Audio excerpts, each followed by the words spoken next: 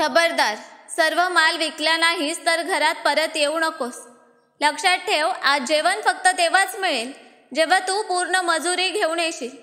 सावत्र आईचे हे शब्द ऐकून 10 वर्षांचा अजित, जो एका पायाने अपंग होता, घाबरून गेला. तो सिग्नलवर फुलांच्या माळा विकायचा. सकाळपासून संध्याकाळपर्यंत माळा विकताना फुले सुकून गेली होती. हे पाहून तो रडू लागला. तेवढ्याच सिग्नलवर एक मोठी गाडी थांबली आणि आतून आलेल्या माणसाने जे सांगितले ते ऐकून अजित भीतीने थरथर कापू लागला. कारण मी शांतपणे ओट्यावर बसून माझ्या लहान भावाशी खेळत होतो. घरात पूर्ण शांतता पसरली होती. थोड्याच वेळात अचानक घराचा दरवाजा उघडला आणि माझी सावत्र आई आत आली. तिला पाहताच मी तिच्या मुलापासून हात काढून घेतला. ती माझ्याकडे येत म्हणाली की किती वेळा तुला समजावलंय, माझ्या मुलाला तुझ्या जवळ बसवू नकोस. तू अपंग आहेस, तुझ्यामुळे त्यालाही ही व्याधी लागू शकते. तुला माझं बोलणं समजत नाही का? मी मान खाली घातली. तिला कसं सांगू की तिचा मुलगा पडला होता आणि मी त्याला सांभाळत होतो. ती हातातली पिशवी माझ्याकडे फेकत म्हणाली, यात फुलांच्या माळा आहेत. मी बाजारातून कमी किमतीत आणल्या आहेत. एक माळ 50 रुपयांना आणि जोडी 100 रुपयांना विकशील, समजलं ना? तिचे बोलणे ऐकून मी लगेच म्हणालो की सिग्नलवर खूप गर्दी असते, मी चालू शकत नाही. तू माझी अडचण जाणतेस. मी छोटी दुकान लावतो, बऱ्याच बायका विकत घेतील. ती मला पाहत म्हणाली की दुकानात चांगल्या किमतीला माल विकला जात नाही. तू गाड्यांजवळ थांबून हा माल विक, तुला जास्त पैसे मिळतील. कदाचित तुझ्या अवस्थेवर दया येऊन मोठे गाडीवाले जास्त पैसे देतील, समजलं ना? मी म्हणालो की आई, कृपया असं करू नकोस. मला खूप त्रास होतो. मधून गाड्या जातात, लोक मारतात आणि माझ्या व्यतिरिक्त तिथे बरेच जण हेच काम करतात. ती माझा कान फिरवत म्हणाली की माझ्यासमोर व्यर्थ बोलण्याची गरज नाही. जे काम मी तुझ्या जबाबदारीवर दिलंय ते तुला करावं लागेल. नाही केलंस तर या घरात राहण्याची गरज नाही. मी तुला राहू देणार नाही. तुझे बाबा इथे आहेत का मला प्रश्न विचारायला? ते तुझ्याबद्दल विचारतही नाहीत. आता इथून निघ. हे बोलून तिने मला खोलीकडे ढकलले. मी ओघढत खोलीत गेलो आणि दरवाजा बंद केला. मला खूप रडू येत होतं. बाबा बाहेर कामाला गेले होते. आम्हाला पैशांची अडचण नव्हती. मला माहीत होतं हे सर्व मला त्रास देण्यासाठीच केलं जात आहे. बराच वेळ मी रडत राहिलो. वरच्या देवाला प्रार्थना करत राहिलो की काहीतरी करून बाबांना परत पाठव. पण हे फक्त माझे रिकामे विचार होते. बाबांचे परत येणे शक्य नव्हते. ते 3 वर्षांसाठी गेले होते. बराच वेळ खोलीत बसून रडलो आणि प्रत्येक क्षणाने मला नव्या लढाईसाठी तयार केले. यापूर्वी मी डाळिंबाचे दाणे विकायचो आणि आता नवे काम माझ्या डोक्यावर टाकले गेले. वेळ हळूहळू पुढे सरकत होती. सकाळी प्रकाश पसरताच आईने खोलीचा दरवाजा ठोठावला. माझ्या जीवाची घालमेल झाली. रस्त्यावर माळा विकणे सोपे नव्हते. गाड्यांचा काचा ठोठावणे, त्यांच्या समोर माळा धरणे भीक मागण्यासारखे होते. मी खोल श्वास घेतला आणि रडत म्हणालो की मला कुठे जायचं नाही. मी हे काम करू शकत नाही. मी दुकान लावतो. तुला पैसे कमवायचे असतील तर मला चांगली नोकरी करव. माझा पाय दुखतो, मला खूप त्रास होतो. ती रागाने दरवाजा धडकावत म्हणाली की दरवाजा उघडला नाहीस तर वरच्या देवाची शपथ, आत येऊन तुझा जीव काढेल. तू स्वतःला काय समजतोस? मी सांगितलंय, या घरात राहायचं असेल तर पैसे कमवावे लागतील. माझा नवरा पैसे पाठवतो, व्यर्थ पैसे नाहीत ज्यावर तू बसून मोफत रोट्या तोडशील. तुझ्यासारखी बरीच मुलं माळा विकतात, यात काही अडचण नाही. मी पुन्हा रडत म्हणालो की त्या मुलांचे हातपाय सलामत असतात. माझा एक पाय काम करत नाही. मी रस्त्याच्या मध्ये कसा जाईन? डाळिंबाचे दाणे विकणेही मला कठीण होते. ही तर माळा आहेत. प्रत्येक खिडकीजवळ जावं लागेल. मी आणखी काही बोलतो तितक्यात दरवाजा उघडला. तिने डुप्लिकेट किल्लीने तो उघडला असावा. ती आत येत म्हणाली की तू काय समजलास? हा तमाशा तू आत बसून करशील आणि मी काही करणार नाही. लवकर उभा हो आणि बाहेर जा. मी तुझ्यासाठी थाळ सजवला आहे, तो घेऊन सिग्नलवर जा. माझ्याशी तमाशा करू नकोस. तू माझा मुलगा नाहीस की तुझ्या बोलण्यावर दया येऊन तुला आराम देईल. सर्वांना काम करावं लागतं, तूही करशील, नाहीतर माझ्या घरात तुझ्यासाठी जागा नाही. मी रडत म्हणालो की बाबा माझ्यासाठी वेगळे पैसे पाठवतात. त्यांनी स्वतः सांगितलं होतं, मला कसलीही चिंता करू नकोस. तू माझ्याशी असं करू शकत नाहीस. वरच्या देवाला घाबर. तुझी ही मुलं आहेत. उद्या आदित्य बरोबरही. माझं बोलणं पूर्ण होण्याआधीच तिने माझ्या तोंडावर जोरदार थप्पड मारली. त्या तडाख्याने मी खाली कोसळलो. ती मला लाथ मारत म्हणाली की खबरदार, माझ्या मुलाचं नाव तुझ्या तोंडाने घेतलंस तर तुझा जीव घेईन. ती माझे केस धरून मला उभं करत म्हणाली की ही गोष्ट नीट लक्षात ठेव. आज थाळ रिकामं आलं नाही तर खरंच रात्रभर तुला रस्त्यावर फिरायला सोडीन. घराचा दरवाजा उघडणार नाही. बाहेर चल. तिने मला ओढत बाहेर आणले. ओट्यावरील खाटेवर माळांनी सजलेला थाळ ठेवला होता. ती मला त्याच्याकडे ढकलत म्हणाली की हा उचल आणि इथून निघ. आणि खबरदार, तुझ्याबद्दल एक तक्रार आली तर. मी रडत तिच्याकडे बेबस नजरेने पाहिलं आणि मान खाली घालून ती थाळ उचलली. थाळ जड नव्हती, पण एका पायाच्या आधाराने इतकं वजनही मी नीट उचलू शकत नव्हतो. मी लंगडत बाहेर आलो. डोळ्यात अश्रूंचा पूर होता. मन रक्ताचे अश्रू रडत होते. जोपर्यंत माझी खरी आई जिवंत होती, मी राजासारखं आयुष्य जगत होतो. बिछाण्यावरच मला जेवण पाणी मिळायचं. अभ्यासासाठी पुस्तकं, TV पाहण्यासाठी रिमोट मिळायचं. पण आता सर्व काही बदललं. आईच्या मृत्यूनंतर बाबांनी दुसरं लग्न केलं आणि स्वतःच्या आयुष्यात मग्न झाले. अजित कोण, त्यांना याचा विसर पडला. मग वरच्या देवाने त्यांना निरोगी मुलाची खुशखबर दिली आणि त्याच जोरावर त्यांनी मला पूर्णपणे परका केला. पण मला याची तक्रार नव्हती. मला वेळेवर जेवण मिळायचं, राहण्याची जागा मिळायची, कोणी काही बोलायचं नाही. मी फक्त माझ्या खोलीत बंदिस्त राहायचो. हे सुद्धा एक पूर्ण आयुष्य होतं. पण जेव्हा बाबा दुसऱ्या शहरात कामाला गेले तेव्हापासून माझं आयुष्य कठीण झालं. त्या बाईने मला कुठलाही सोडलं नाही. मला जाणवून दिलं की माझी आईच नव्हे तर बाबाही मृत आहेत. मी अपंग नाही तर मुर्दा आहे. मला इतका त्रास दिला जायचा की त्याची मर्यादा नव्हती. बाबांनी जाण्यापूर्वी मला फक्त एवढंच सांगितलं होतं की तू चिंता करू नकोस. तुझ्यासाठी मी वेगळे पैसे पाठवेन. तुझा इलाज होईल. तुला वेळेवर जेवण मिळेल. शक्य झालं तर तुझ्यासाठी नर्स ठेवेन जी तुला वेळेवर जेवण देईल. फक्त तू तुझ्या आईशी उद्धटपणा करू नकोस. मी त्यांचं बोलणं ऐकून शांत राहिलो. मनात थोडा दिलासा मिळाला की बाबा नंतरही माझं आयुष्य कठीण होणार नाही. पण हे फक्त माझे भ्रम होते. बाबांना विमानतळावर सोडल्यानंतर त्या बाईने माझ्याशी जे वागणं ठेवलं ते आठवलं तरी माझं मन थरथरतं. घरी येताच तिने माझ्या अपंग पायावर गरम पाणी ओतलं. मी इतक्या जोरात ओरडलो की बाहेरचे लोकही आमच्या घरात आले. ती बाई बिनधास्त होती. तिचं म्हणणं होतं की मी माझ्या खोलीत माझ्या मुलासोबत बसले होते. हा स्वतः आंघोळ करण्यासाठी पाणी नेत होता. मी त्याला मनाई केली होती आणि आता पहा काय झालं. ती खोटी सफाई देत होती. पण मी फक्त तडफडत रडत होतो. मला कोणालाच सांगता आलं नाही की माझ्यावर किती मोठा अन्याय झाला. त्या रात्रीनंतर माझं आयुष्य पूर्ण बदललं. ती बाई मला तिरस्काराच्या नजरेने पाहायची. मला परकं समजायची. जणू मी तिच्यावर ओझं बनून लादला गेलो आहे. पण तसं नव्हतं. मी कधी तिचं कुठलं काम बिघडवलं नव्हतं. तिच्याकडे जेवणही मागायचो नाही. तिने बनवलेलं जेवण खायचो, कारण मला स्वयंपाक येत नव्हता. असा विचार करत करत मी कधी सिग्नलवर पोचलो मला कळलंच नाही. गाड्यांचे हॉर्न आणि गोंगाटाने मला क्षणभर थांबवलं. मी फक्त 10 वर्षांचा होतो आणि आईबाबांसोबत बाहेर जाताना गरीब मुलांना पाहून मला दया यायची. यांचंही आयुष्य नसतं असं वाटायचं. मी लहान होतो, पण त्या मुलांना पाहून माझ्या मनाला दुखायचं. पण मला काय माहीत होतं की एक दिवस माझं आयुष्यही त्यांच्यासारखंच होईल. बराच वेळ मी एका कोपऱ्यात उभा राहिलो. सगळं दृश्य डोळ्यात साठवत होतो. मग फुटपाथवर बसलो. काय करावं, कुठून सुरुवात करावी मला काही कळत नव्हतं. सिग्नल थांबताच मी ट्रॅफिकच्या मध्ये गेलो आणि खिडक्यांजवळ माळा देऊ लागलो. काही लोक हसून टाळायचे तर काहींनी मला वाईटपणे हिणवलं. एकही माळ न विकता मी परत बसलो, कारण सिग्नल उघडला होता. थोड्याच वेळात एक तरुण माझ्या जवळ येऊन बसला. त्याला पाहून मी घाबरलो. तो म्हणाला की तुला यापूर्वी सिग्नलवर कधी पाहिलं नाही. तू कोण आहेस? मी घाबरत म्हणालो की माझं नाव अजित आहे. माळा विकायला आलोय. आज माझा पहिला दिवस आहे. तो म्हणाला, तुला माहीत नाही का, जिगरभाई सगळ्या मुलांना सिग्नल देतात आणि पैसेही घेतात.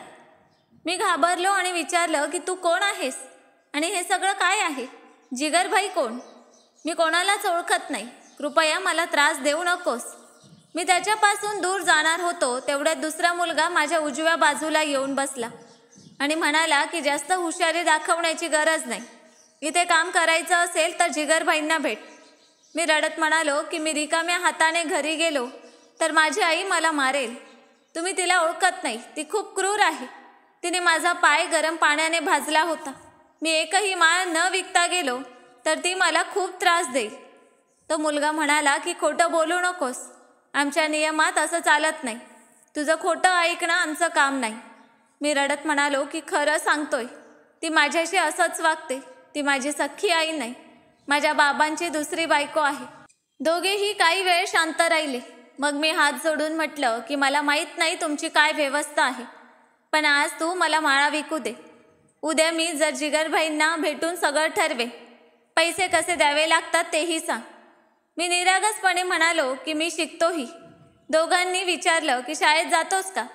मी जोरात मान हलवली आणि म्हणालो की हो, मी दुसरीत शिकतो. बाबा माझ्यासाठी पैसे पाठवतात, त्यामुळे मी शिकतोय. माझ्या आईला मला शिकवायचं नव्हतं, पण बाबा रोज माझ्या अभ्यासाबद्दल विचारतात, म्हणून तिला नाईलाजाने मला शाळेत पाठवावं लागतं. दोघेही एकदम म्हणाले की तुझे बाबा कुठून पैसे पाठवतात? जर ते कमावतात तर तुला हे सगळं का करावं लागतंय? त्यांचं बोलणं ऐकून मी काही उत्तर देणार तेवढ्यात सिग्नल थांबला. मी लंगडात उभा झालो आणि त्यांना म्हणालो की सिग्नल थांबल्यानंतर तुमच्याशी बोलतो. आता मी संधी घालवू शकत नाही. मी खिडक्यांसमोर उभा राहिलो. डोळ्यात पाणी साठवून मी अनेकांना विनंती केली, पण यावेळीही एकही माळ विकली गेली नाही. मला काही कळत नव्हतं असं का होतंय. पण जेव्हा मी आजूबाजूच्या मुलांकडे पाहिलं तेव्हा त्यांची थाळही तसेच होती. म्हणजे त्यांच्याकडूनही कोणी माळ विकत घेतली नव्हती. बहुतेक लोक दुकानातूनच खरेदी करतात, कारण रस्त्यावर विकणाऱ्या मुलांची फुले सुकलेली किंवा जुनी असतात. मी अनेकांना खात्री दिली की आज माझा पहिला दिवस आहे. माझी फुले ताजी आहेत, पण लोक फक्त हातात घेऊन वास घ्यायचे आणि परत द्यायचे. थकून मी पुन्हा फुटपाथवर बसलो, कारण सिग्नल उघडला होता. माझ्या डोळ्यात अश्रू आले. दिवस जसा पुढे सरकत होता तसे मला भीती वाटत होती. मी कोणता 50 वर्षांचा माणूस होतो? फक्त 10 वर्षांचा निरागस मुलगा होतो, ज्याला जगाची अजिबात समज नव्हती. वरच्या देवाचा आशीर्वाद होता की मला शिकण्याची संधी मिळाली, ज्यामुळे माझी बोलण्याची पद्धत चांगली होती. ते 2 मुलं पुन्हा माझ्याजवळ येऊन बसले. त्यांना पाहताच मला घबराहट झाली. एक मुलगा म्हणाला की तू कितीही प्रयत्न कर, पण तुझी एक माळही विकली जाणार नाही, कारण तू जिगरभाईंचा माणूस नाहीस. इथे फक्त त्यांच्याच लोकांचा माल विकला जातो. मी लगेच म्हणालो की हा जिगरभाई कोण आहे आणि तुम्ही दोघे कोण आहात? तो म्हणाला की आम्ही त्यांचे खास माणसं आहोत. तू विचारलंस ना पैसे कशाचे? तर ऐक, जर तुझी आजची कमाई 500 रुपये असेल तर त्यातले अर्धे जिगरभाईंना द्यावे लागतील. मी म्हणालो म्हणजे माळा ते आपल्याला आणून देतात का? त्यांनी मान नकारार्थी हलवली आणि म्हणाले की नाही, ते का पैसे देतील? तू कमावतोस ते नाही. तू स्वतःचा माल आणशील, फक्त त्यांच्याकडून रस्ता विचारशील की तुला कोणता सिग्नल मिळेल. मग तुझ्या माळा विकल्या जातील आणि कदाचित तुझी कमाईही चांगली होईल. पण त्याआधी तुला जिगरभाईंना भेटावं लागेल. त्यांचं बोलणं ऐकून मला अस्वस्थ वाटत होतं. जिगरभाईंचं नाव छान होतं, पण त्यांचा रुबाब मला विचित्र वाटत होता. कोणाच्या अर्ध्या कमाईवर हक्क सांगणं हा कसला न्याय? मी ठरवलं की मी त्यांच्याशी डील करेन. मी म्हणेन की तुम्ही मला 70% द्या, मी तुम्हाला फक्त 30% देईन.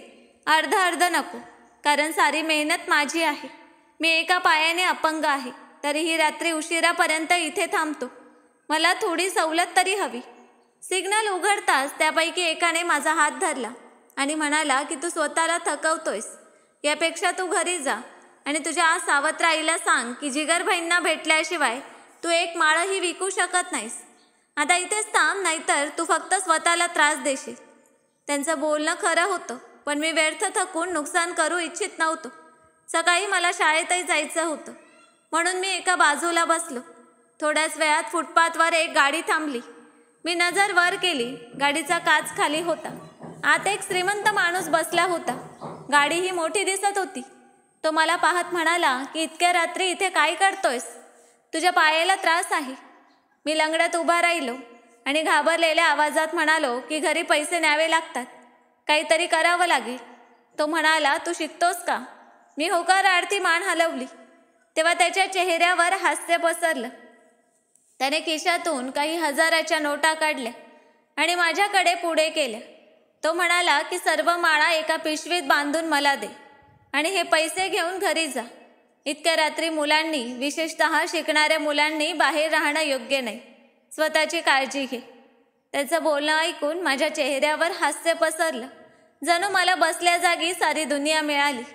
मी घाईघाईने माळा पिशवीतून बांधून त्याला दिल्या. त्याने काच खाली करत माझ्या डोक्यावर हात ठेवला आणि म्हणाला की तुझ्या अभ्यासावर लक्ष दे. जर तू शिकलास तर माझ्यासारखी मोठी गाडी घेऊन तुझ्यासारख्या मुलांना मदत करशील. जर अभ्यास सोडलास आणि माळाच विकत राहिलास. हे बोलून तो पुढे निघून गेला. मी मनातून हसत होतो. त्याने मला चांगलं समजावलं की जर मी शिकलो तर माझ्या सगळ्या अडचणी सुटतील. मोठा होऊन मी माझ्या पायाचा इलाज करेन, चांगली नोकरी करेन आणि माझं आयुष्य सावरेल. मनात अनेक स्वप्न होती, पण कधी कधी हिंमत तुटायची आणि मला वाटायचं की ही सगळी स्वप्न धुळीला मिळतील. मी सामान गोळा करून निघणार होतो तेवढ्यात ते 2 मुलं माझ्याकडे धावत आले आणि म्हणाले की त्या माणसाने तुला किती पैसे दिले. मी त्यांना पाहत म्हणालो की मी तुम्हाला का सांगू. मी म्हणालो की एका स्त्रीचं वय आणि पुरुषाची कमाई कधीच विचारू नये. मी अजून जिगरभाईंसाठी काम करत नाही, त्यामुळे आजची कमाई माझी स्वतःची आहे. उद्यापासून मी त्यांच्यासाठी काम करेन.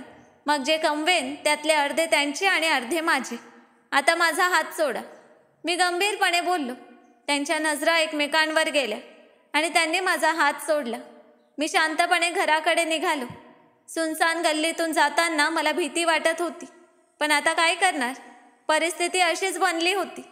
बराच लांबचा प्रवास करून मी घरी पोहोचलो. दरवाजावर टकटक केली तेव्हा आतून तिचा कर्कश आवाज कानी पडला. मी दरवाजा उघडणार नाही. तू काय समजतोस? माळा न विकता घरी येशील आणि मी दरवाजा उघडेन. मी माझ्या बोलण्यावर ठाम आहे. ती पूर्ण बोलण्याआधी मी म्हणालो की दरवाजा उघड. मी सर्व माळा विकल्या आणि त्यापेक्षा जास्त कमाईही केली. माझं बोलणं ऐकून तिने थोड्या वेळाने दरवाजा उघडला. माझे हात रिकामे पाहून तिच्या चेहऱ्यावर हास्य उमटलं.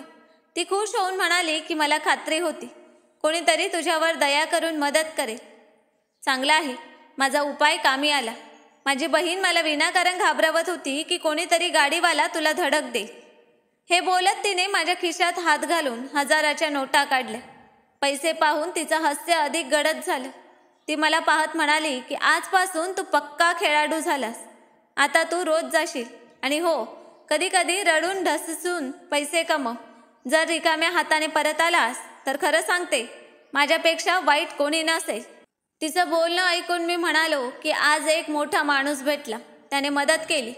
पण विक्रेत्या मुलांनी सांगितलं की जिगर नावाचा माणूस आहे जो मुलांना आपल्यासाठी काम करायला लावतो. तो मला रस्ता दाखवेल जिथे माळा विकायच्या. मग जी कमाई होईल त्यातले अर्धे त्याला द्यावे लागतील, बाकी मला मिळेल. सर्व पैसे तुला मिळणार नाहीत. आणि जर मी जिगरशिवाय स्वतःच्या मर्जीने काम केलं तर कोणी माळा विकत घेणार नाही. त्या माणसाचा खूप दबदबा आहे. माझं बोलणं ऐकून सावत्राई एकदम म्हणाली की खोट्या गोष्टी बनवण्याची गरज नाही. साफ सांग की तू सर्व पैसे हडप करायला निघालायस. मी आता तुझं डोकं ठीक करते. जर तू माझा 1 पैसा खायचा प्रयत्न केलास तर ही माळा मी तुला खाऊ घालेन. कोणता जिगर नाही. मी शांत झालो. तिच्याशी विनाकारण भांडणं म्हणजे स्वतःच्या डोक्यावर दगड मारण्यासारखं होतं. शांतपणे मी खोलीत जाऊन झोपलो. मला खूप भूक लागली होती, पण जाऊन मागून खाण्याची हिंमत नव्हती. थोड्याच वेळात खोलीच्या दरवाजावर काही हालचाल जाणवली. मी वळून पाहिलं तर माझा लहान भाऊ दरवाजाजवळ बसून तोतड्या आवाजात भाऊ भाऊ म्हणत मला बोलवत होता. पण मी इच्छा असूनही उठू शकलो नाही, कारण मला माहीत होतं की जर मी त्याला उचललं आणि मिठीत घेतलं तर ती मला मारेल. इतक्या थंडीत बाहेर राहिल्यावर मला आता मार खाण्याची ताकद नव्हती. थोड्या वेळाने तिने आपल्या मुलाला बोलावलं. मी करवट घेतली होती. काही वेळाने माझ्या नावाची हाक आली. मी तिच्याकडे पाहिलं. ती म्हणाली, जेवण करणार नाहीस? भुकेला झोपायचं आहे. मग तुझ्या बाबांना फोनवर तक्रार करशील की तुझ्या सावत्राईने तुला जेवण दिलं नाही. खूप मोठा नाटकबाज आहेस तू.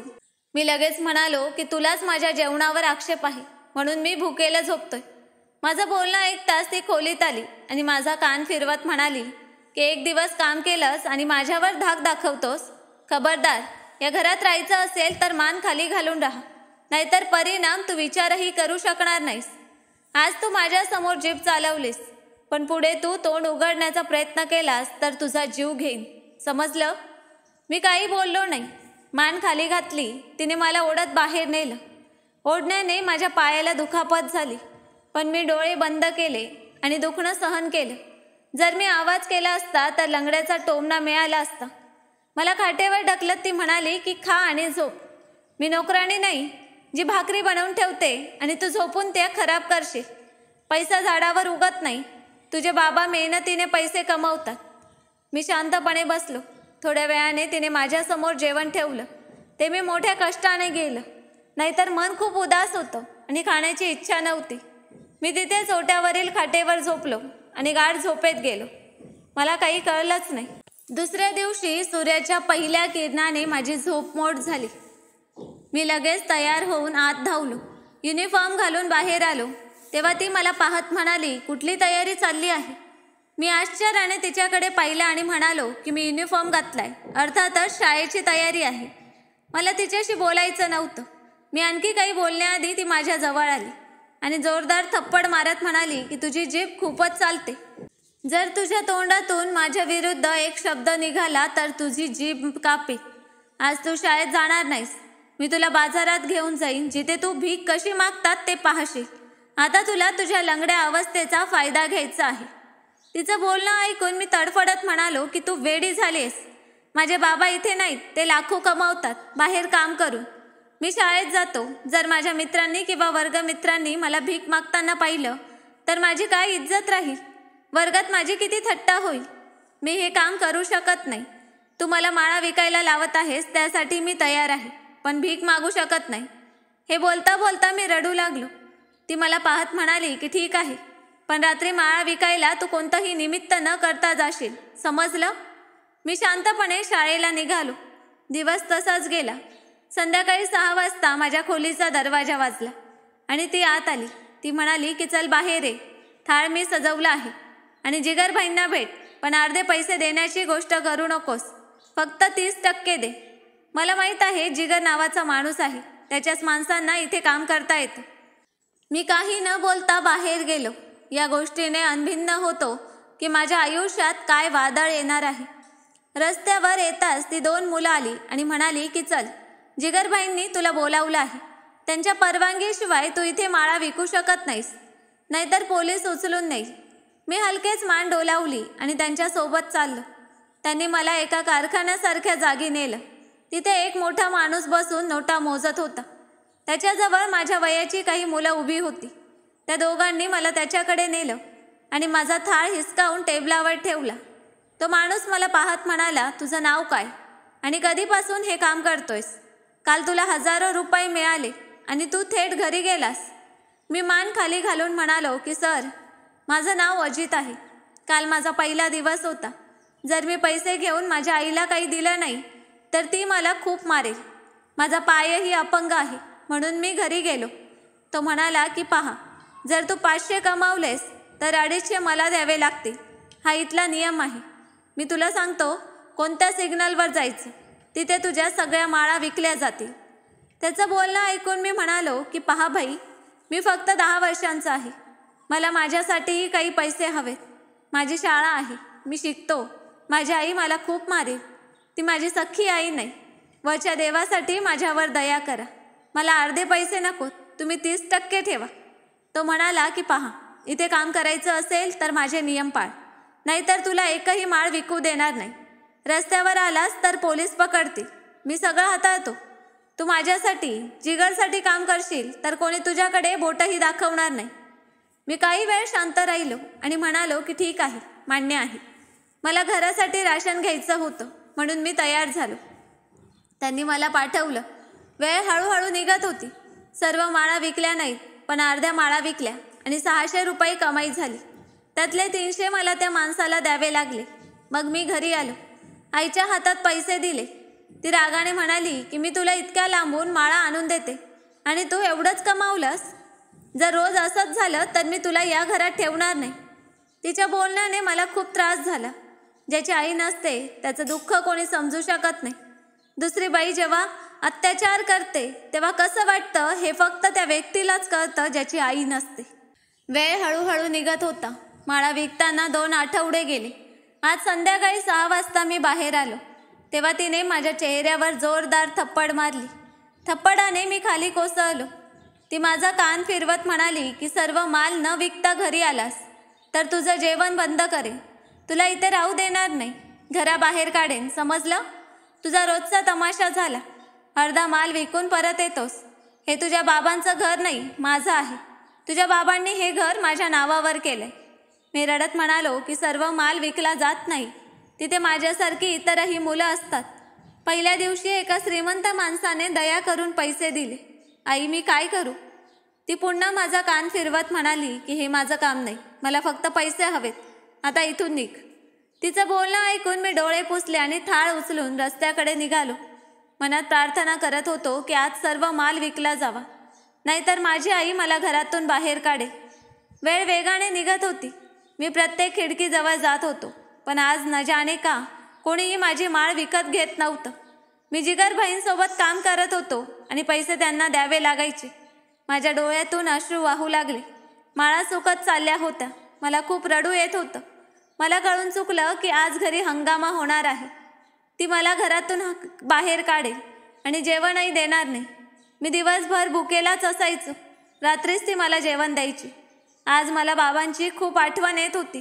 मनात येत होतं की जोरात रडावं, पण काय करणार? सगळं सहन करणं माझं आयुष्य बनलं होतं. सिग्नल थांबताच मी पुन्हा उभा झालो आणि खिडक्यांजवळ माळा देऊ लागलो. कोणीही माळा विकत घेतली नाही.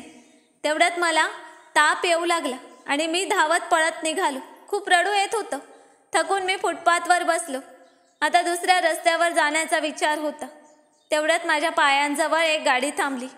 मी लगेच मागे सरकलो, नाहीतर गाडीचं टायर माझ्या पायावर चढलं असतं. मी तिथेच उभा राहिलो. थोड्या वेळाने काच खाली झाली. गाडीत तोच माणूस होता ज्याने पहिल्या दिवशी मला 1000 रुपये दिले होते. माझ्या चेहऱ्यावर हास्य पसरलं. मला वाटलं आता हा मला खूप पैसे देईल. तो मला पाहत म्हणाला की माझ्यासोबत येशील का? या अपमानजनक आयुष्यापासून दूर राहशील. तुला रोज अशा अवस्थेत बसावं लागणार नाही. तुझी शाळा पूर्ण करशील आणि सुखी आयुष्य जगशील. बोल, मान्य आहे का?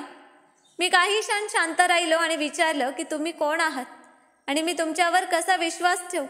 माझे बाबा आहेत, माझी आई आहे, माझा लहान भाऊ आहे. तो एकदम म्हणाला की जर तुझ्या कुटुंबात हे सगळं आहे तर तू काम का करतोस? अपंग असूनही तुझे लोक तुला कामाला का पाठवतात? मी म्हणालो की माझा भाऊ लहान आहे, बाबा बाहेर कामाला गेले आहेत.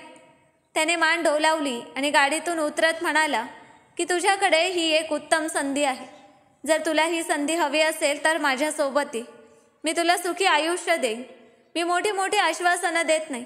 मी रोज इथून जातो. तुला खिडक्यांसमोर उभं राहिलेलं पाहून अनेकदा वाटतं की पैसे द्यावे, पण दरवेळी देऊ शकत नाही. माझ्याकडे एक NGO आहे जिथे तुझ्यासारखी अनेक मुलं आहेत. आमच्या सरकारकडून त्यांना काही मदत मिळते आणि जे मुलं शिकू इच्छितात त्यांना शिकण्याची व्यवस्था मिळते. आता तुझ्यावर आहे, येशील की नाही? त्याच्या बोलण्यावर मी खूप विचार केला, पण परिस्थितीमुळे इतका थकलो होतो की शेवटी मान्य केलं. घरी तर माझी आई मला मारत होती आणि रात्री जेवणही क्वचितच द्यायची. म्हणून मी त्याच्या गाडीत बसलो आणि वरच्या देवाला प्रार्थना करू लागलो की माझं धैर्य तुटू नये. मी कधी कोणाशी वाईट केलं नाही, माझ्याशीही वाईट होऊ नये. म्हणतात ना, ज्यांचं मन स्वच्छ असतं त्यांच्यासोबत देव चांगलंच करतो. तो भला माणूस मला त्याच्या NGOवर घेऊन गेला जिथे इतरही मुलं होती. मुलांची संख्या जास्त नव्हती. ती एक छोटीशी संस्था होती. तिथले प्रमुख कपिल साहेब खूप चांगले माणूस निघाले. त्यांनी प्रेमाने माझ्या डोक्यावर हात ठेवला आणि माझ्यासोबत आले. त्या माणसाचे मी आभार मानले. त्या माणसाने माझी परिस्थिती त्यांना सांगितली की माझे बाबा जिवंत आहेत आणि बाहेर काम करतात. कपिल साहेब म्हणाले की जोपर्यंत त्याचे बाबा येत नाही तोपर्यंत हा इथेच राहील आणि जेव्हा तो माणूस येईल तेव्हा आपण बोलू. तसंच झालं. वेळ हळूहळू निघत गेली. माझी चांगली काळजी घेतली गेली आणि माझा पाय बरा होऊ लागला. माझं ऑपरेशन झालं. तुटलेल्या हाडांची शस्त्रक्रिया करून माझा पाय सरळ झाला. जिथे मी लंगडत चालायचो तिथे आता माझ्या पायावर चालू लागलो. माझी शाळा चालू होती. मी खूप आनंदी होतो. बाबाही आले होते. त्यांनी माफी मागितली आणि मला त्यांच्यासोबत शहर सोडण्याची ऑफर दिली. पण मी नकार दिला आणि म्हणालो की जर तुम्हाला माझ्यासाठी काही करायचं असेल तर माझा हिस्सा पाठवत जा. मी तुमच्या घरी राहणार नाही. माझ्या बोलण्याने ते नाराज झाले, पण मी ऐकलं नाही. त्यांनी शेवटी मान्य केलं. आता मी 8वीत शिकतो. माझा खर्च बाबाच उचलतात, पण मी इथे खूप समाधानाने आहे. आयुष्य प्रत्येकाला एक संधी देतं. काही लोक त्या संधीचा फायदा घेतात, तर काही भीतीने मागे हटतात. यात काही शंका नाही की त्या सगळ्यात वरच्या देवाची काही ना काही भलाई असते. आता माझे दिवस पहिल्यासारखे राहिले नाहीत. सकाळी उठून जेव्हा मी आरशात पाहतो तेव्हा तोच चेहरा दिसतो. फरक एवढाच की आता चेहऱ्यावर हतबलता नाही तर समाधान आहे. पाय बरा झाल्यावर असं वाटतं की आयुष्याने मला पुन्हा जगण्याची संधी दिली आहे. कपिल साहेब रोज सकाळी मुलांशी बोलायचे. कधी आमच्या वया तपासायचे, कधी गोष्टी सांगायचे की मेहनत आणि प्रामाणिकपणा असलेला माणूस कधी हार मानत नाही. त्यांचे बोल माझ्या मनात उतरायचे आणि मी रोज काही नवीन करण्याचा संकल्प करायचो. एकदा दुपारी मी लायब्ररीत बसलो होतो तेव्हा तोच माणूस आला ज्याने मला पहिल्यांदा गाडीत बसवलं होतं. त्याच्या हातात काही फायली होत्या. मला पाहताच तो हसला आणि म्हणाला की कसा आहेस अजित. मी लगेच उभा राहिलो आणि म्हणालो की चांगला आहे सर. आता दुखत नाही आणि मी धावूही शकतो. त्याच्या चेहऱ्यावर आनंद पसरला. तो म्हणाला की हेच तर पाहायचं होतं. आता तुझी पावलं थांबू नयेत. तो काही वेळ तिथे बसला, माझ्याशी बोलत राहिला. जाताना म्हणाला की तुझ्यासाठी खुशखबर आहे. पुढच्या महिन्यात इथून 10 मुलांना चांगल्या शाळेत स्कॉलरशिप मिळणार आहे आणि तुझं नाव त्यात आहे. मी त्याच्याकडे काही क्षण पाहत राहिलो. मला विश्वासच बसला नाही. माझ्या तोंडातून फक्त खरंच एवढं निघालं. त्याने मान डोलावली आणि म्हणाला की तू सिद्ध केलंस की माणसाचं नशीब त्याची परिस्थिती नाही तर त्याचा विश्वास ठरवतो. त्या रात्री मी खूप वेळ झोपलो नाही. जुने दिवस डोळ्यांसमोर फिरत होते. जेव्हा मी रस्त्यावर माळा विकायचो तेव्हा ती बाई मला मारत होती. जेव्हा भुकेने डोकं गरगरायचं. आणि आता पहा, माझ्याकडे पुस्तकं आहेत, माझे पाय आहेत आणि स्वप्नही. वेळ हळूहळू निघत गेली. वर्ष गेली. मी अभ्यासात मेहनत करत गेलो आणि प्रत्येक वर्गात चांगले गुण मिळवत गेलो. कपिल साहेब नेहमी म्हणायचे की अजित, एक दिवस तू त्या मुलांसाठी आशा बनशील जे आजही रस्त्यावर बसतात. आणि खरं सांगायचं तर तेच माझं स्वप्न बनलं होतं. मी ठरवलं की मोठा झाल्यावर मी असाच एक NGO सुरू करेन. त्या मुलांसाठी ज्यांना आयुष्याने नाकारलं आहे, पण ज्यांच्या जगण्याची हिंमत आहे. प्रत्येक रात्री मी वरच्या देवाकडे एकच गोष्ट मागायचो. मला इतकं देऊ नकोस की मी दुसऱ्यांचं दुःख विसरेन. वेळाने जणू पंख लावले होते. मी आता 12वीत होतो. अभ्यासात अव्वल आलो आणि मला कॉलेजची स्कॉलरशिप मिळाली. NGOने माझ्या पुढच्या शिक्षणातही साथ दिली. आता मी नवीन आलेल्या लहान मुलांना शिकवू लागलो. जेव्हा मी त्यांच्या डोळ्यात भीती आणि भूक पाहायचो तेव्हा मला माझा भूतकाळ आठवायचा. मी त्यांना नेहमी सांगायचो की आयुष्य नेहमी कुणाशी वाईट करत नाही, फक्त थोडं धैर्य ठेवावं लागतं. हळूहळू मी त्या छोट्या NGOचा हिस्सा नव्हे तर त्याचा महत्त्वाचा भाग बनलो. मुलं मला भाऊ म्हणायची आणि कपिल साहेब म्हणायचे की तू आमच्यासाठी मुलगा नाहीस तर आशा आहेस. आता माझं आयुष्य नव्या वाटेवर चालू लागलं होतं. मी कॉलेजचा टॉपर बनलो. वृत्तपत्रात माझं नाव छापलं जाऊ लागलं. माझे इंटरव्ह्यू घेतले जायचे. लोक मला उदाहरण म्हणून सादर करायचे की एक लंगडा मुलगा कसा आपल्या पायावर उभा राहून दुसऱ्यांचं आयुष्य बदलतो आहे. NGO आता छोटा राहिला नव्हता. तो शहराचा लौकिक बनला होता. माझ्यासारख्या परिस्थितीतून गेलेले अनेक जण माझ्यासोबत जोडले गेले. आम्ही सगळे मिळून मुलांना शिकवायचो आणि रस्त्यावरून उचलून त्यांची दुनिया बदलायचो. मी आता वेळेचा सर्वात व्यस्त माणूस बनलो होतो, पण मनात एक पोकळी होती जी कधीच भरली नाही. कपिल साहेब आता वयाने मोठे झाले होते. त्यामुळे NGOची संपूर्ण जबाबदारी माझ्या खांद्यावर आली होती. मी मुलांचा अभ्यास, कागदपत्रांचं काम आणि कधीकधी बाहेरच्या बैठका हाताळायचो. असाच एक दिवस आमच्या NGOला एका नव्या डिझायनिंग प्रोजेक्टसाठी आर्ट कॉलेजची मदत हवी होती. मी तिथे गेलो तेव्हा समोर एक मुलगी उभी होती. तिच्या हातात पेंटिंग बोर्ड होतं. तिच्या डोळ्यात इतकी स्वच्छता होती की मी काही क्षण तिच्याकडे पाहतच राहिलो. तिचे केस हवेत उडत होते आणि चेहऱ्यावर सुंदर हास्य पसरलं होतं. तिने मला पाहिलं आणि म्हणाली की तुम्हीच ना अजित, ज्याने आपल्या पायांनी नशीब बदललं. मी हलकेच हसलो आणि म्हणालो की हो, पण खरं तर नशीब वरचा देव बदलतो, आपण फक्त प्रयत्न करतो. ती लगेच म्हणाली की जर प्रयत्नात प्रामाणिकपणा असेल तर वरचाही साथ देतो. त्या दिवसापासून आमच्या भेटी वाढत गेल्या. कधी NGOत, कधी कॉलेजात. जान्हवी आर्ट कॉलेजची विद्यार्थिनी होती. तिची आवड होती मुलांच्या आयुष्यात रंग भरण्याची आणि माझं आयुष्य त्या मुलांभोवती फिरत होतं. ती जणू माझ्या अपूर्ण आयुष्याला पूर्ण करत होती. जेव्हा ती मुलांना पेंटिंग शिकवायची तेव्हा खोली हसू लागायची आणि जेव्हा ती हसायची तेव्हा माझ्या सगळ्या वेदना मागे पडायच्या. मी स्वतःशी म्हणायचो की कदाचित वरच्या देवाने जान्हवीला माझ्या जखमांवर मलम म्हणून पाठवलं आहे. वेळ निघत गेली आणि मी जान्हवीला भेटण्यासाठी निमित्त शोधू लागलो. ती माझ्या आयुष्यात हळूहळू खोलवर उतरत होती. तिचा साधा स्वभाव आणि मनाची स्वच्छता माझ्या जुन्या वेदनांना बाहेर काढत होती. मला आता जाणवलं की आयुष्य फक्त दुःख देत नाही, धैर्य असेल तर सुखही देतं. मी आता दर संध्याकाळी NGOच्या छतावर मुलांसोबत बसायचो. जान्हवीही तिथे यायची आणि आम्ही तासन तास बोलायचो. एकदा ती म्हणाली की अजित, तुझ्यावर चित्रपट बनायला हवा. मी हसलो आणि म्हणालो की चित्रपट नाही जान्हवी, मी फक्त एक धडा बनवू इच्छितो, जेणेकरून कोणताही मुलगा स्वतःला हतबल समजू नये. तिने माझ्याकडे पाहिलं आणि हळूच म्हणाली की तुला माहीत नाही अजित, तू किती सुंदर माणूस आहेस. त्या रात्री मी खूप वेळ विचार करत राहिलो. जेव्हा एखाद्याचं मन स्वच्छ असतं तेव्हा वरचा देव त्याच्या आयुष्यात जान्हवीसारखी व्यक्ती कशी पाठवतो, जी त्याच्या जखमांना रंगाने भरते. वेळ आम्हाला हळूहळू जवळ आणत होता. जान्हवी आता फक्त NGOची भागीदार नव्हती, तर माझ्या आयुष्याचा महत्त्वाचा हिस्सा बनली होती. ती आली की वातावरण बदलायचं, मुलं तिच्या भोवती गोळा व्हायची आणि मी शांतपणे तिला पाहत राहायचो. तिच्या उपस्थितीत हवाही हसत होती. हळूहळू मला जाणवलं की ती मला काहीतरी सांगू इच्छिते, पण प्रत्येक वेळी ती गोष्ट अपूर्ण राहायची. एकदा संध्याकाळी NGOत लाईट गेली. सगळी मुलं आपापल्या खोल्यात गेली आणि मी छतावर बसून आकाश पाहत होतो. जान्हवी तिथे आली, हातात 2 कप चहा घेऊन. तिने 1 कप माझ्याकडे दिला आणि म्हणाली की तू खूप बदललायस अजित, पण एक गोष्ट मला आजपर्यंत कळली नाही, तुझ्या डोळ्यात नेहमी इतकं दुःख का असतं. मी तिच्याकडे पाहिलं पण उत्तर दिलं नाही. ती जवळ येऊन म्हणाली की मला सांग ना, नेमकं काय झालं होतं की तू हसतानाही पूर्णपणे आनंदी दिसत नाहीस. मी काही क्षण शांत राहिलो, मग म्हणालो की जान्हवी, तुला खरंच जाणून घ्यायचं आहे. तिने मान डोलावली आणि म्हणाली की हो अजित, मी फक्त तुझी कहाणी ऐकू इच्छित नाही, तुला समजून घेऊ इच्छिते.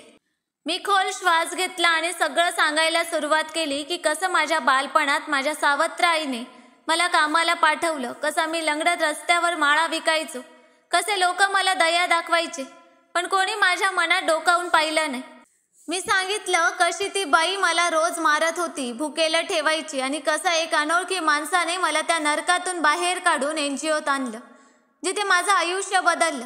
मी बोलत गेलो आणि जान्हवी शांतपणे ऐकत राहिली. तिच्या डोळ्यात अश्रू जमा झाले.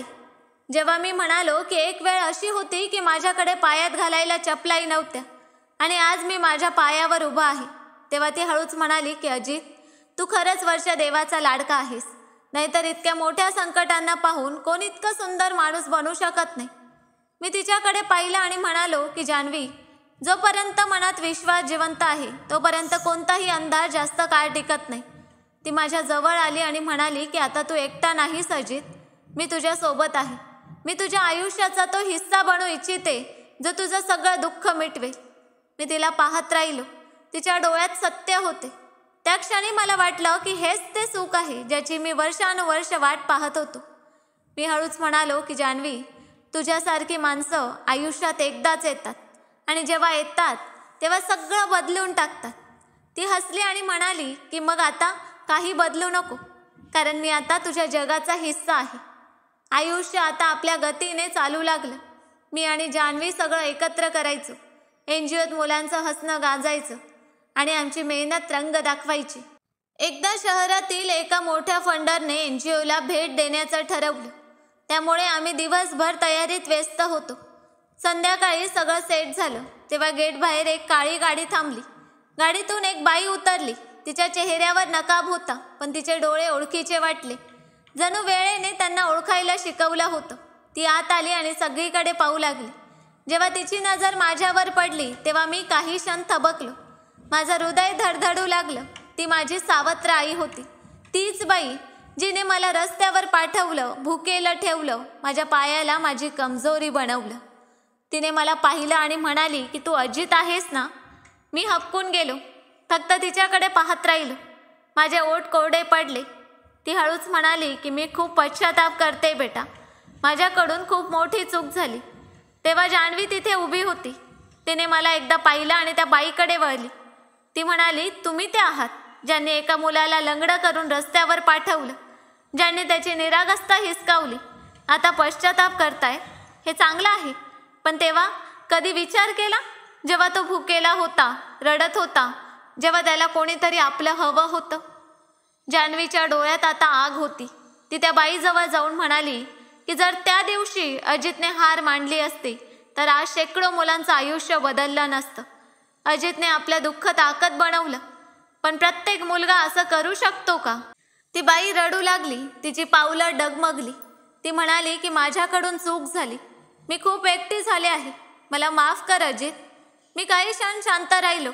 माझं हृदय जणू दगड झालं होतं. बालपणीच्या सगळ्या आठवणी डोळ्यांसमोर फिरत होत्या. मग मी खोल श्वास घेतला आणि हळूच म्हणालो की मी तुमच्याकडे तिरस्काराने पाहत नाही. कारण जर तुम्ही मला दुःख दिलं नसतं तर मी कदाचित दुसऱ्यांचं दुःख समजू शकलो नसतो. मी तुम्हाला माफ करतो.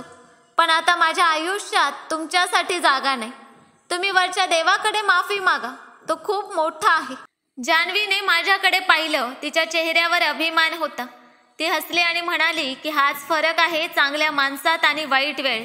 अजित, तू त्यांना माफ करून स्वतःला मुक्त केलंस. ती बाई रडत राहिली आणि हळूहळू तिथून निघून गेली. मी आकाशाकडे पाहत म्हणालो की कदाचित वरच्या देवाने माझी शेवटची परीक्षाही घेतली. जान्हवीने माझा हात हातात घेतला आणि म्हणाली की आता सगळं संपलं अजित. आता फक्त सुख आहे आणि एक नवी सुरुवात. मी हसलो आणि म्हणालो की हो जान्हवी, आता माझी कहाणी दुःखाची नाही, आशेची आहे. आम्ही मुलांमध्ये मिसळलो, जिथे पुन्हा हसण्याचा आवाज गुंजू लागला. दिवस आता आणखी सुंदर होऊ लागले. NGO मुलांनी भरलेला होता. सर्वत्र हसणं आणि सुखाचा माहोल होता. मी आणि जान्हवी प्रत्येक काम एकत्र करायचो. ती जेव्हा मुलांना रंग शिकवायची तेव्हा मी शांतपणे तिला पाहत राहायचो. वेळेने आमची मैत्री हळूहळू प्रेमात बदलली होती. पण मी तिला कधीच काही बोललो नव्हतो. मला भीती वाटायची की माझ्या बोलण्याने ती माझ्यापासून दूर जाईल. पण वरचा देव जेव्हा कोणाला जोडतो तेव्हा ते कधीच तुटत नाही. एकदा संध्याकाळी आम्ही NGOच्या छतावर एकटे बसलो होतो. सूर्य मावळला होता आणि आकाशावर हलकासा लाल रंग पसरला होता. जान्हवीने विचारलं की आज इतका शांत का आहेस अजित? मी तिच्याकडे पाहिलं आणि म्हणालो की जान्हवी, मी विचार करतोय की कधी कधी दुःख ही किती सुंदर शेवट आणतं. ती आश्चर्याने म्हणाली की काय म्हणतोस? मी हळूच म्हणालो की म्हणजे जर मी त्या दुःखांमधून गेलो नसतो तर कदाचित तुझी भेट झाली नसती.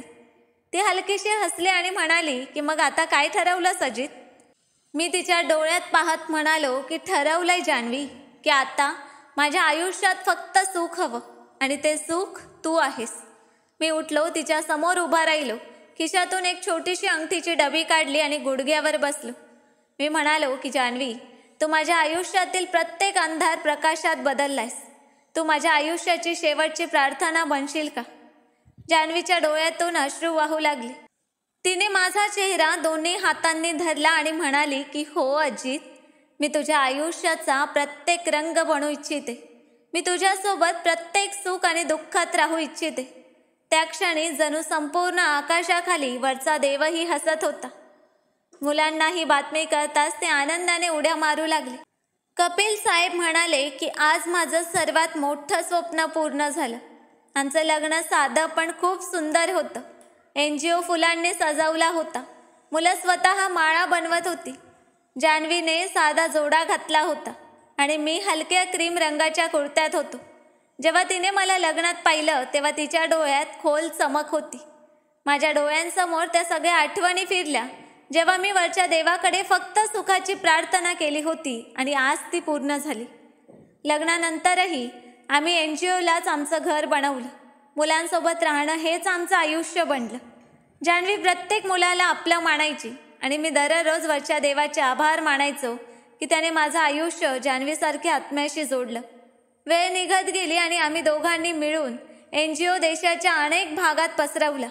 आता शेकडो मुलं शिकत होती जी कधी रस्त्यावर होती. मी दररोज विचार करायचो की जेव्हा वरचा देव कोणाकडून काही हिसकावतो तेव्हा काही ना काही रूपाने त्याला त्यापेक्षा जास्त परतही देतो. जान्हवी आणि मी आता फक्त जोडी नव्हतो तर आशेचं नाव बनलं होतं. आमची कहाणी आता त्या मुलांच्या हृदयात नोंदवली गेली होती ज्यांचं आयुष्य सुखाने भरलं होतं. माझ्या आयुष्याने मला खूप काही शिकवलं. मी इच्छितो की प्रत्येक जण माझ्या कहाणीतून हे समजेल की संकट माणसाला कमजोर करत नाहीत तर त्याला मजबूत बनवण्याचा मार्ग दाखवतात. मी लहानपणी लंगडा होतो, रस्त्यावर माळा विकल्या, भुकेला राहिलो, मार खाल्ला आणि अनेकदा वाटलं की आयुष्याने माझ्याकडून सगळं हिसकावलं. पण सत्य हे आहे की जोपर्यंत मनात आशा आणि वरच्यावर विश्वास आहे तोपर्यंत कोणताही अंधार जास्त काळ टिकत नाही. मला समजलं की माणसाची खरी ताकद त्याच्या परिस्थितीत नाही तर त्याच्या जिद्दीत आहे. मला समजलं की प्रेम आणि सत्याची ताकद सर्वात मोठ्या दुखण्यालाही शांत करते.